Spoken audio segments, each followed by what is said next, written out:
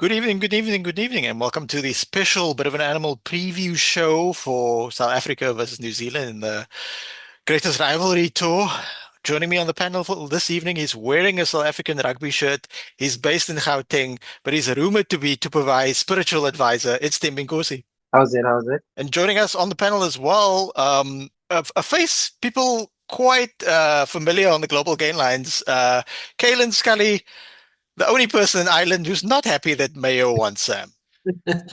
Thanks very much for having me on, lads. We could get into that for hours about the All Ireland Senior Football Championship, but we do have a greatest rivalry tour to preview, so I'm conscious of it. But congrats to Mayo, I will say, and sure, if we get a four test series that is half as good as that All Ireland final was, I'd be pretty happy. Even if I mightn't get to see the first test, despite previewing it, there's a little bit of a conflict of interest going on Saturday. But no, I'm looking forward to it. Oh, you're always so busy, Kaylin. Where do you find the time? So for these special preview shows that I've done with a few of our colleagues, Ethan, Hattie, Jacob Bashford, Debbie Corsi as well, previously, we always start with vibes before we get to the team sheets. So Debbie Corsi, we've got the two team sheets. The game is 48 hours away. Everyone's super stoked. Some of us are saying it's better than the British and Irish Lions tour. What's the vibes going into the into Saturday? It's exciting vibes. I think it's a game that we are all looking forward to.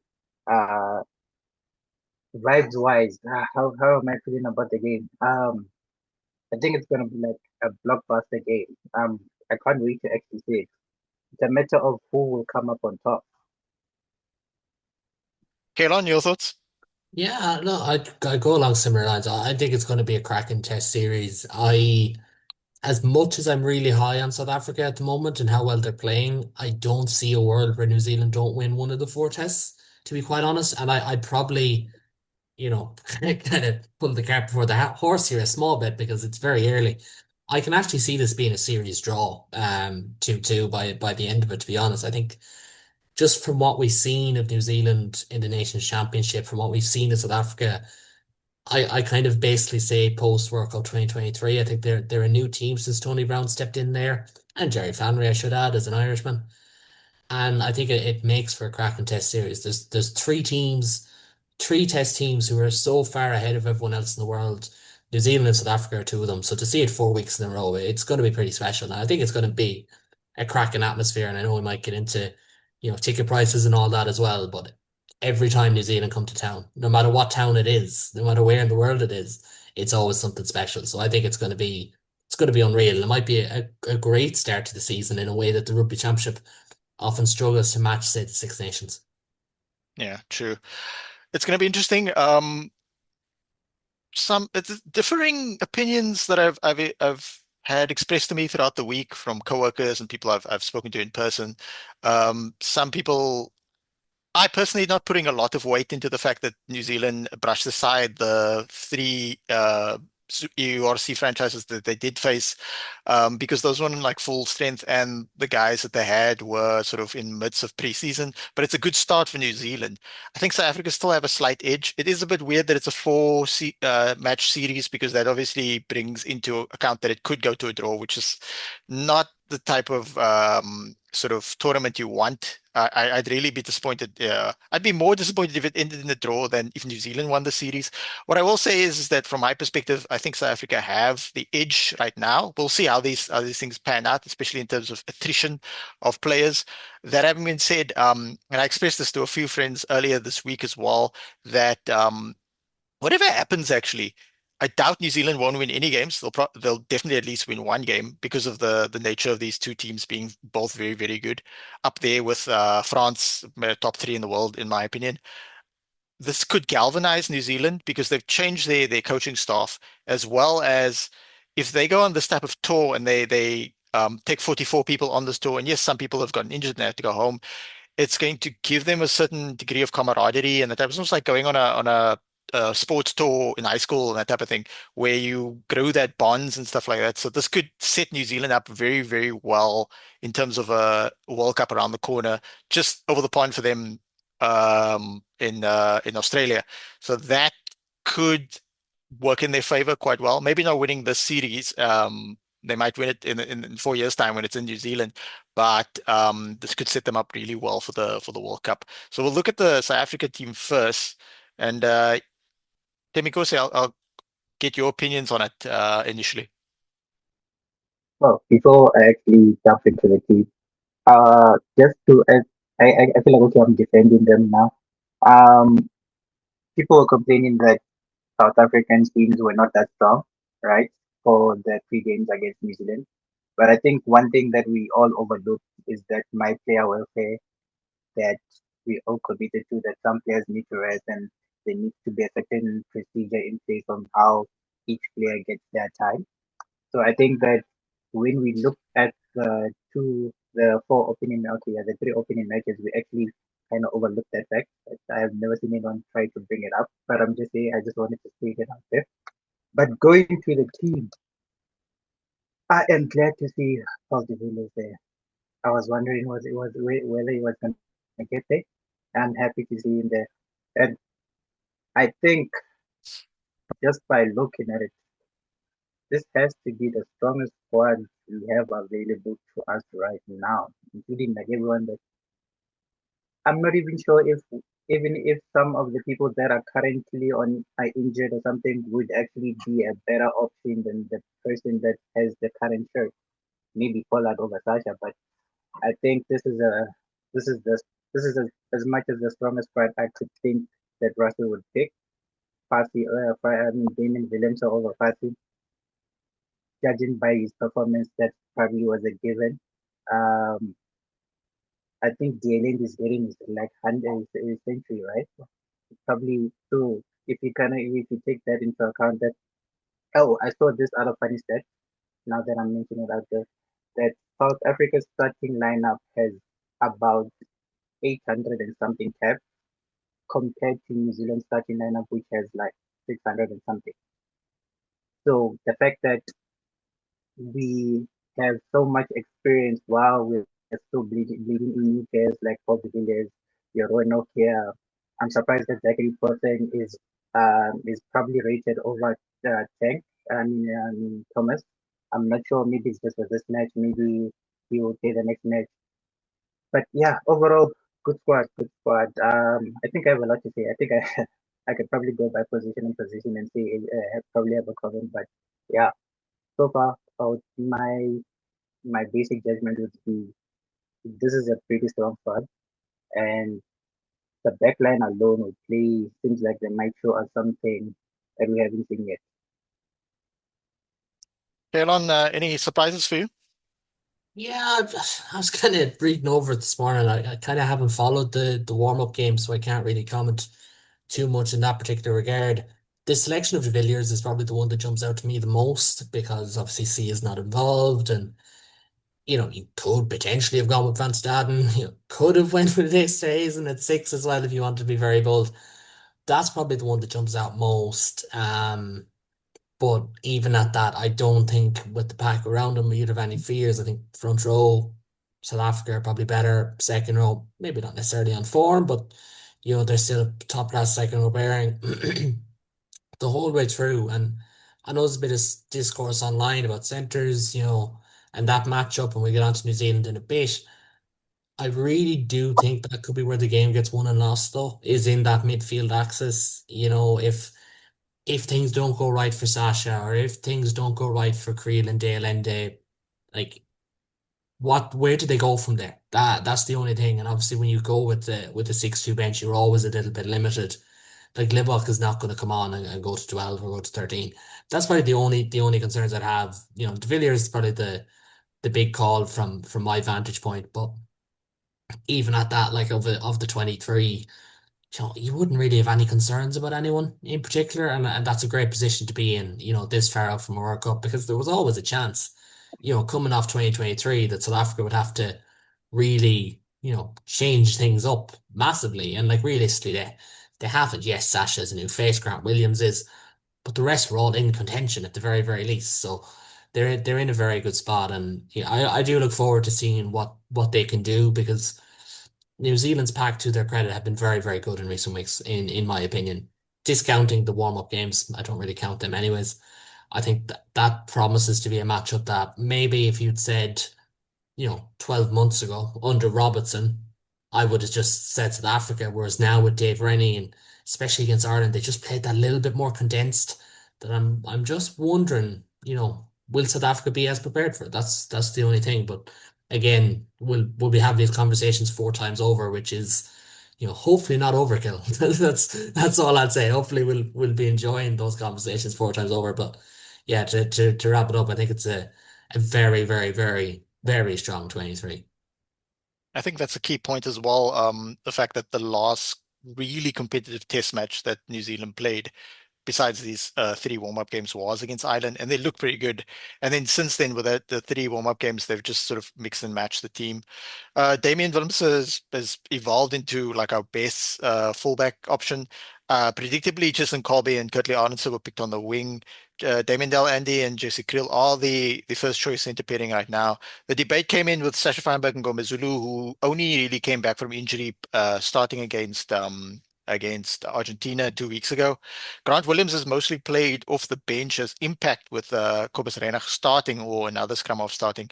And then the loose trio is on paper our best selection of Jasper Visser, Pieter-Steph du Toit, and then Paul de Villiers coming in for Captain Fantastic, Siya Kolisi.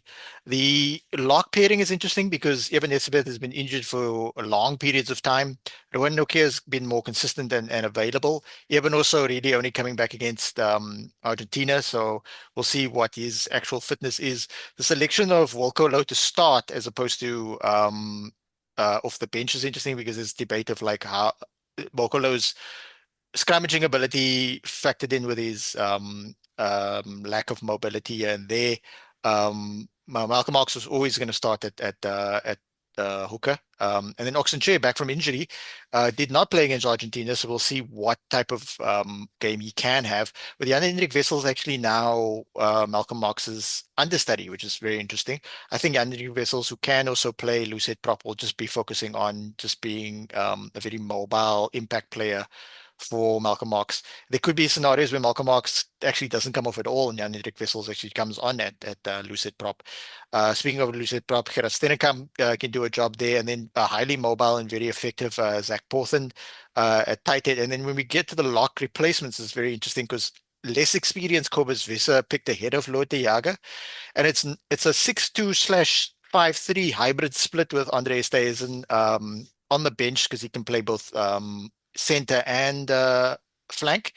Well, Marco, see, Andre Esterhuizen's got the 20 number on his back, and Marco Verstaan's got the 21 number on his back. So there's a bit of sort of cloak and dagger going on there. And then Kobus Reinach and Manie Libbok um, are the replacements on there. Interestingly, it's almost like Manie Libbok is like if they start Sasha and he's not quite at it, Manie Libbok comes on and takes over the game with his ability and experience. It's weird because Manie Libbok is now what Manie Libbok to Sasha Feinberg and Gomezulu is now what um, Andre Pollard was to Manie Libbok. Manie Libbok will start the game, and if things go well, he just plays it until the last 10 minutes, and Pollard maybe comes and finishes, or Manie Libbok plays the whole game.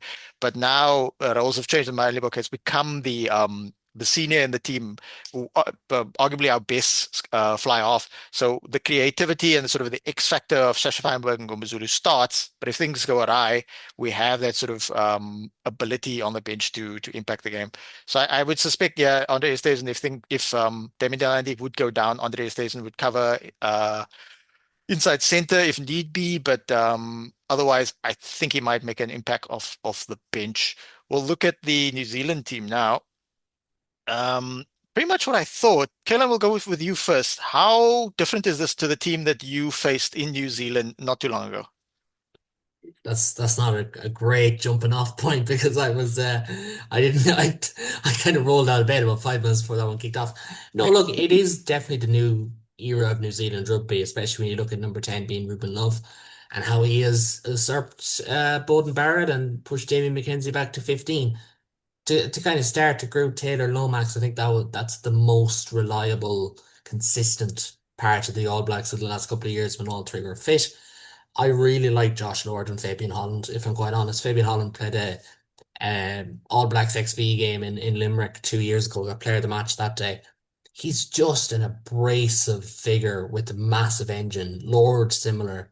And I really like how New Zealand are kind of changing their direction. Like with Lord Holland, Vi, Jacobson, Sevilla, it's not all power, but it's not small. It's kind of blending into the modern rugby that we come to know of being 80-minute athletes, being consistent players, not consistent players, but being kind of all-rounded players. And with New Zealand, they always have these guys who are just phenomenal, phenomenal athletes. So I really like what they're trying to do there. Roygaard, as I said, or sorry, Love, as I said, at 10, Roygaard at 9. Huge Cam Roygaard fan. I think he's brilliant. Barrett and Toupé and the centres then what do you say? Like, what can you say about Jordy Barrett at this stage? Like, he's been around long enough. I think it's 10 years since he played under 20s, and we've kind of known every little thing about him since then. I'm not fully up to date on Josh Moorby, to be honest. But Jordan and McKenzie in the back three then will just rip you to shreds if given half a chance. And bench is pretty strong as well. Like Peter Lakai is a brace of figure to bring off the bench. I think Leroy Carter is that rounded talent as well. Faso Amua is always consistently very, very good. Yeah, I'd be looking at this New Zealand team, and when you kind of look at who's not there, and like Bowden and Scott Barrett, for example, just to pick them off the top of my head, and Richie Mo'unga, who may get called back in shortly, they have the talent. They really, really do. I think Scott Robertson, his bigger issue was more the coaching and the brand of rugby and the consistency and getting consistent 80-minute performances out of these guys. But I think with Dave Rennie and how he's kind of trying to strip back that game a little bit, there's absolutely every chance that this team could waltz in into Johannesburg, into Ellis Park and get the job done because they do have the tools. And I think if New Zealand played the way they did against Ireland, not just from a performance standpoint, from a direction standpoint, and they play narrower and they try and take you on and then run you from, once they get over the game line, try and run you from there. Things have got a huge opportunity. They really do. Like, I still make South Africa favourites, but write this team off at your peril. It's as I said at the start of the show, it's the best and the second best teams in the world going head to head. So you really can't write either team off. It's interesting because this is pretty much what I thought would be their first team, minus a few guys that might have been injured. Caleb Clark having gone back. We'll see if Will Jordan actually makes the match 23 because he's a concern as well. Jody Barrett starting at inside center. And then because they mixed and matched over the last three games against the URC unions, people were saying, oh, New Zealand don't look that great. They look a little off, a pace slower, that type of thing, but they were literally sort of feeling their way into this tour, mix and matching the team, but also understanding when to peak. And then when sort of the opportunity comes through, when it's actually an actual test match, they go full. These are the guys we can rely on. Josh Morby obviously getting an opportunity because of injuries to players. The fact that there's this new coaching staff has come in and back Ruben Love to the degree that he's playing with so much confidence. Even though like in the warm-up game, like when he kicked the ball dead, nobody freaked out. Everybody was like very chilled about it. It's a 5-3 split on the bench, but it's no. I don't see Signa and Peter Lakai as lock options. So that means obviously to provide shifts to lock if anything happens to Lord or Holland. Um, Temikosi, your brother-in-law Peter Lakai is on the bench. Is he upset? What's going on there? Would you ever like to start? I think he's very upset. He's very upset. Him and Simon Parker, and who's this other one? Signa. I think they'll be very upset that they didn't get a start. I also don't see Wallace at TT. I'm not sure if he's injured or what's going on there. But like you just said, it's a strong team. Ethan, Taylor, and Lomax probably the best tech, and off the bench you got for what then Bauer. I'm surprised that George is there. I thought maybe Xavier would have probably impressed the last couple of games, but then again, maybe because he was playing against URC team, but I thought Xavier played pretty well. Fletcher, that's a standard thing. I think he is very well and he's very good. So I wouldn't expect anything less.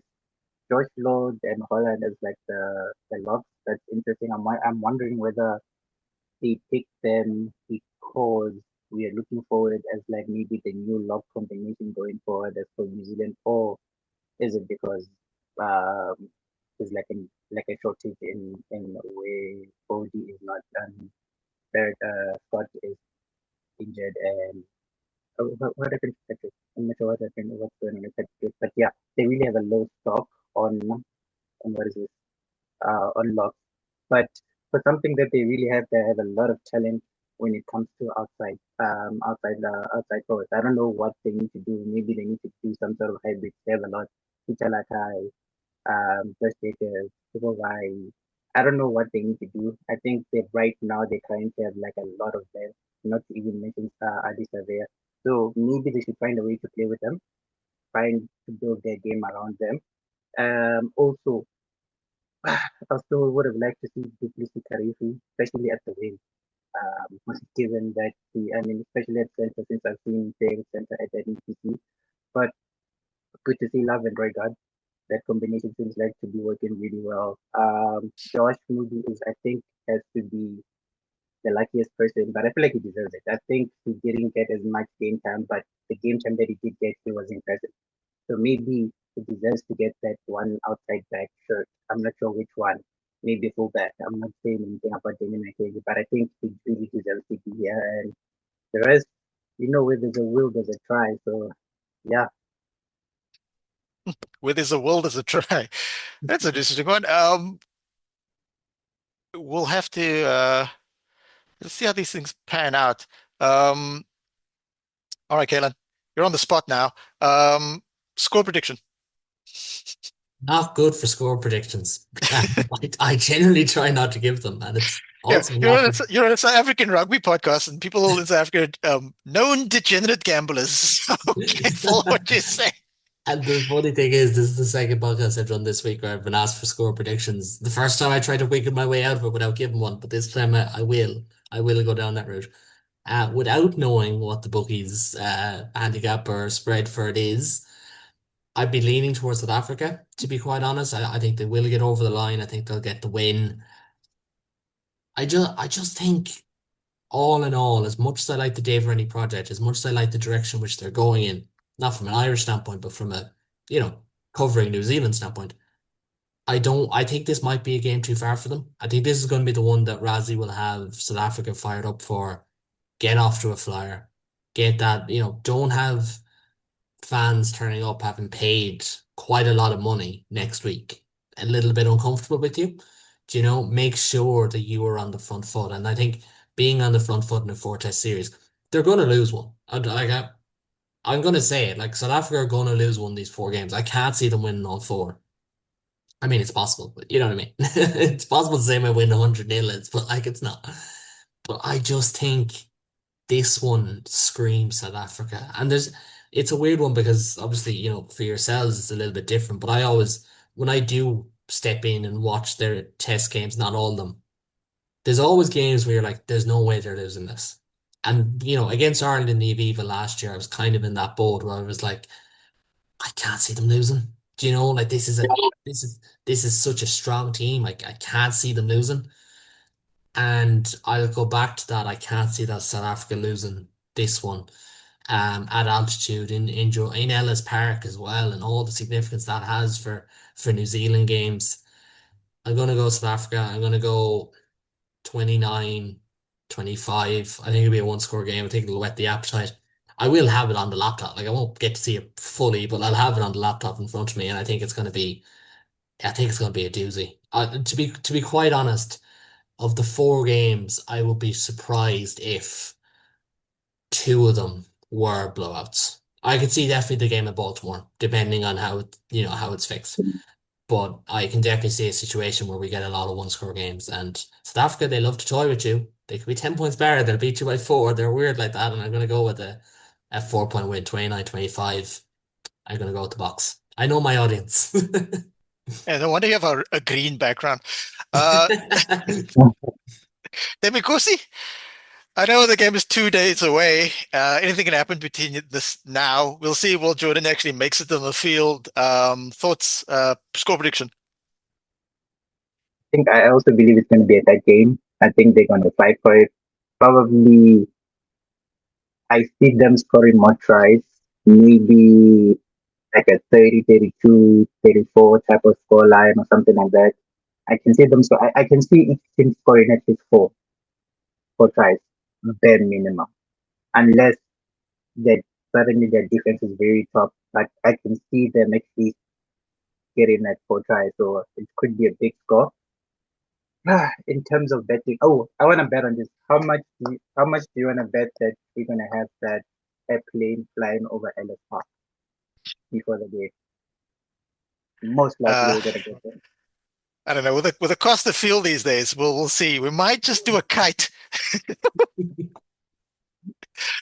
But this game is not the only game significant to the Africans this weekend. There's three Currie Cup games this Friday and then one on Sunday. So we have the teams courtesy of the internet. We have the teams for the three Currie Cup games tomorrow night, starting with 3 p.m. kickoff. Barely out of high school. Griquas versus Pumas. This is a SA Cup derby. These two teams often see one another in the Currie Cup Premier Division knockout stages these days. So they're both going. They'll see a couple of players that our colleague Scottish Ethan will be familiar with, Roel van der Walt, on his ways to Glasgow. Thabo Mande recently returned from playing in the second division in England. Shout out to him. JJ Skeepers is there, so they're going full bore. Stormer supporters are very well versed with Clinton Swart. I believe you once asked if Clinton Swart was somebody's dad who sort of mows it onto the field. Shame on you. I do not know who Clinton Swart is. He's the Super Rugby legend. So it's Pumas versus Griquas. I think it's gonna be tight, but both teams full strength. A lot of these players are headed off to URC teams after the season. So I'm thinking, even though Griquas are going up to Mpumalanga to play this game, Griquas defending Currie Cup champions, I'm thinking they'll win. Bulls versus Stormers. It's the North-South derby. Um, Pretty much sort of a mix B and C team. Look forward to seeing Ndebele play for the Sharks next season in the URC. I think Temikos is very well versed with Make from the victorious SA under 20 team. JJ thought so a lot of blue chip under 20 players and baby box in this Bulls team. Likewise for the Stormers team, Marcus Miller's there, Carl Smith starting. So this game will kick off at 5 o'clock on Friday. And then it's the bit of an animal derby. It's my Sharks versus Tim Nkosi's Lions. Tim Nkosi, Ethan Adams' first appearance for the Lions in a senior game. Thoughts? He's on the bench though. He's gonna score. It's gonna break your heart. You're gonna come and complain to me the next time we have the spot. But yeah, I really can't see. I can't wait to see him play. Yeah, the game kicks off at 7:15 in the evening of Friday. I hope I'm home in time to actually catch it. A couple of other baby bucks on the team as well. Luke Conan, Assad Morse. That's the Lions team, and obviously a few on the Sharks. The Rambo Kubeka, Liam van Wyk, Ngobese, tight head. Senior players, Timo Swill starting at fly off. Rosper Diaz, um, captain, interesting enough. And Leon Gillemeier, who played well off the bench against New Zealand. He's starting at fullback, and then Janko Purchase at 12. Looking forward to seeing him play. Lyle Matthews, sort of a revelation from club rugby going forward. Interesting stuff. And then obviously the Cheetahs Boland game, because it's on Friday, they have not, sorry, on Sunday, it's kicking off on Sunday at 3 in Bloemfontein. They have not announced the teams yet. We're obviously hoping to see Faf, because every time Faf plays, the Cheetahs generally win. Gentlemen, before we go, Kaelon, you want to plug your Substack, etc.? Yeah, I mean, I don't know the name of it off the top of my head, which is not a great start. It's definitely Kale on Scully something. But you can catch me on the Interpro show. We'll be back very, very soon ahead of the URC season. We're going to be on, I think we're going to be on Global Gainline for the start of the season and then moving over to our own page. So check out the Interpro show for all things Irish rugby. We're going to have provincial podcasts, Munster, Leinster, Connacht, Ulster. So that's probably the best place to find all of our stuff. And of course, the Global Gainline family, I should say, is always getting bigger and better, and including yourselves. So it promises to be a great season, World Cup year as well. So they're always the ones that feel like they go on forever. So hopefully we get a bit of a reprieve in the middle. But before I go, thanks very much for having me on, lads, as well, because this is a test match that I'm genuinely looking forward to more than any of the nation's championship games. So make of that as you will. Although we should still have you and maybe some of your colleagues on in October for South Africa women versus Irish women at Athlone Stadium. Hope to actually be there, and I've obviously, if you watch the previous pod, our a contributor Christy, who's out in London, she said she'll be in Cape Town that time. So hopefully myself, Christy, and Lisa B will be there in person to watch the women's Springbok versus Irish women live. Hopefully, if a wife is playing. Temikosi, do you want to plug your OnlyFans? You No, can't remember the name of that one either. But don't worry, you can catch Temikosi also on the Lions podcast. Well, there'll be a Lions podcast, a Bulls podcast, and a Sharks podcast. And if you're watching this, you're probably watching it on the Global Gainline and the Bit of an Animal YouTube channel. We're trying to get the Bit of an Animal YouTube channel to 1,000 subscribers before Christmas. Um, until next week, from myself, Temikosi, and Kalon, as we say every week, in Rahatsi, we trust. Cheers.